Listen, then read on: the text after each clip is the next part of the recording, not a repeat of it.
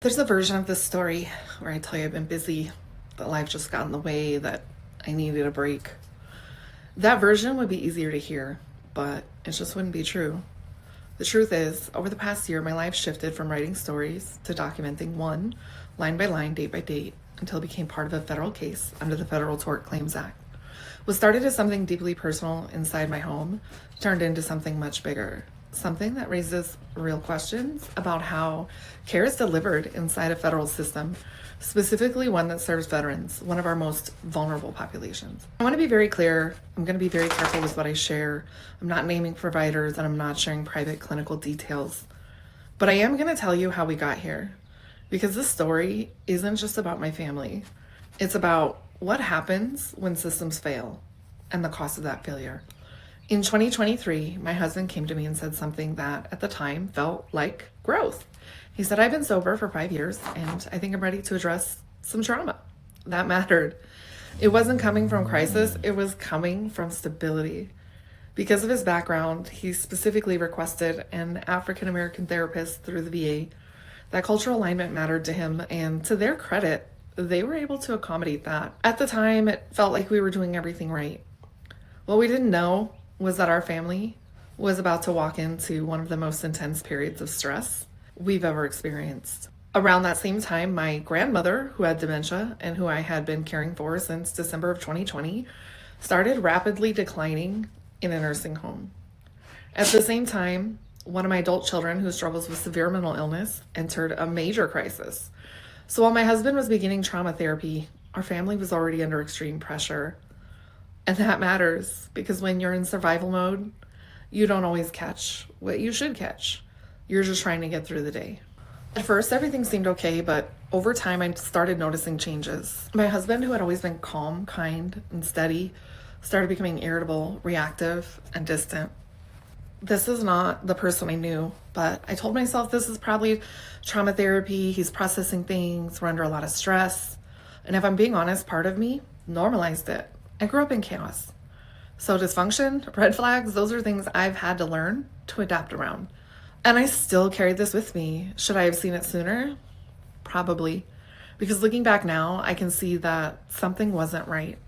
But at the time, I was just trying to hold everything together. Things didn't get better. They escalated.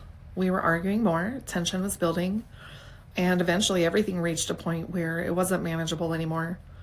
But before the full crisis, there were key moments that matter. In September of 2024, my husband was told his therapist would be temporarily unavailable due to a move, and that he would be referred out for continuity of care. He accepted that. He started seeing a new therapist, believing that this was only temporary. Then in October, when his therapist returned, he saw her 2 more times. And in that final session, that's when she told him she wouldn't be continuing with him, that he would stay with the new therapist. And that moment devastated him. And spoiler alert, she didn't document it this way, even though she knew about 4 sessions before she would be discharging him. He didn't know until that last session. At the time, I knew something wasn't right, but I didn't know everything. I didn't know he had started struggling with alcohol again. I didn't know how deep that impacted him. And I didn't know what he would do next. He remembered she had mentioned having a YouTube channel, so he looked her up. And the first video he found stopped both of us in our tracks. She was telling a story using language, describing situations that mirrored conversations from our home, conversations that had caused real conflict between us. She presented it as her own, but I recognized it immediately. That wasn't general, that was familiar. I reacted immediately. I wanted to report it, I wanted to escalate it, and he begged me not to. So instead, I checked myself. I reached out to other therapists, people I trust, and asked, am I too close to this? Am I reading this wrong? And the response I got was consistently the same. It was concerning. In March of 2025, everything came to a head. A full mental health crisis.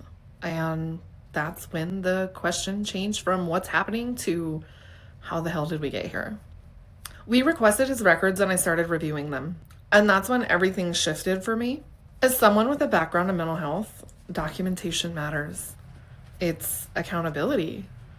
And what I saw raised serious questions. I couldn't clearly identify structured treatment goals. There was limited documentation of specific interventions. Sessions appeared heavily focused on trauma based on what he was telling me, but they weren't documented that way. And there was no clear stabilization of grounding strategies. Again, these are things that I found discrepancies in the chart based on what he told me and the behaviors I could see. And during the same period, there were multiple blackout episodes that were not substance induced. I want to clarify that. I didn't see clear documentation of escalation or coordination with the broader care team related to the blackouts that he was reporting. That's when this stopped feeling like confusion and started feeling like responsibility for me. So in March of 2025, I filed an administrative claim under the Federal Tort Claims Act. Not because I wanted to, because I felt like I had to. In December, that claim was denied. And in January of 2026, a federal lawsuit was filed. In March, the government responded, and now we just wait. But here's the part that really matters the most. This is not just about my family. This is about care inside a federal system that serves veterans, people who are already carrying more than most. When that system works, it saves lives. When it doesn't, the consequences are devastating. My family is living with those consequences. And I will say this plainly, I'm lucky because I still have my husband. Not everyone gets that outcome when systems fail. And that's the part that I can't ignore. I didn't stop writing. I didn't stop coming to social media. I didn't stop anything.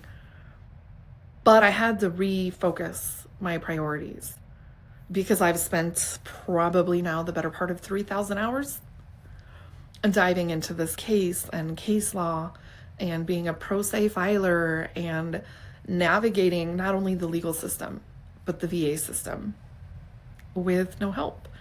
And I'm grateful for my education because it's the only reason I knew how to pick apart the chart. The problem is that I am too close to the case, so while I can identify flaws, I've still had to rely on a lot of outside help.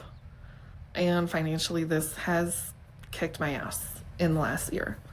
So I did stop writing publicly about this, and I even stopped sharing videos publicly because I wanted to give the government an opportunity to make this right, acknowledge their wrongs, set this therapist straight, and settle.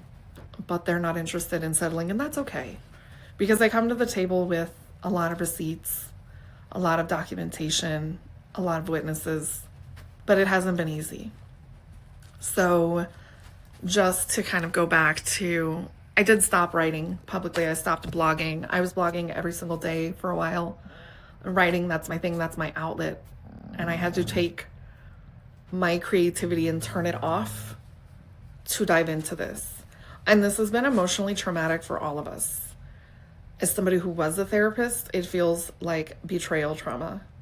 I would expect better of somebody with more education than me, but according to her YouTube, I shouldn't be expecting better because my expectations don't define her, literally, response to that statement. So because of everything that I had, I went into understanding this, documenting this, and navigating something I never expected to be part of. But I'm back now, and not just to tell my story, but to talk about the systems behind it. Because when something like this happens, it doesn't just stay in a chart, it lands in real homes. It has impacts on real people and real families with real lives and creates real stressors and real damage. And not everyone gets the chance to tell what happens because they don't all survive, but I will. And this is my alley. I did stop being a therapist, but I never stopped being a mental health advocate, whether it's family, friends, whether it's the system failing. I'm not shutting the fuck up and I am not going away. And for those of you who are new to this, thank you for listening. I want you to know I have written anyone and everyone who will listen. I wrote Mark Kelly. I wrote Ruben Gallego. I wrote the president. I wrote the vice president. Not that I thought they would do anything. I've been to OIG with the VH Weiss, Government Accountability Office, HIPAA, the Georgia Licensing Board. It took months to even get here. That's how slow the process is. Anyway, I want to thank you for spending the last few minutes listening to me, and I will share more in the future.